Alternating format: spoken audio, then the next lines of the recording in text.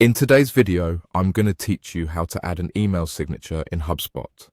Whether you're looking to enhance your branding or simply adding a personal touch to your emails, creating a professional signature is a great skill to have.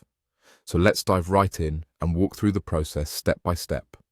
First things first, make sure you open HubSpot and are logged into your account. Having access to the right account is crucial since this is where all your settings and resources are housed.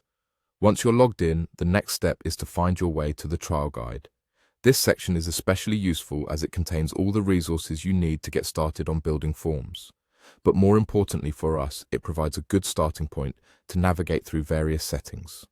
Once you're on your homepage, your next move should be to click on Settings. You'll find Settings typically located in the upper right corner of your interface. Click on it, and from the list, choose Email. This is where you manage everything email related, and you'll want to scroll down a bit until you see the option to Manage Email Signature. Clicking on this allows you to not only add a new signature, but also edit or delete any existing ones. It's a handy tool for keeping your email communication looking sharp and organized. Next, you'll want to work a bit within the CRM system. Navigate to CRM and then click on Contacts. Once you're there, hit New Email. This area is where you create your signature.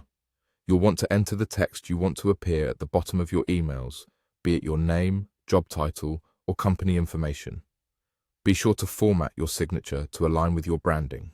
This might include certain fonts, colors, or even inserting your logo, whatever makes your emails distinctly yours. Now, while you're inside the email screen, look towards the left-hand side, find the email icon, and select Insert. Upon doing so, choose Signature, which allows you to add the signature you've just crafted. You can refine it further here, making any last-minute tweaks until it's just right. Once you're satisfied with how it looks, be sure to hit the Save button, which locks in all your changes. Lastly, when you are ready to use the email or while reviewing it, simply select the signature option and insert it into your email. It's as simple as that.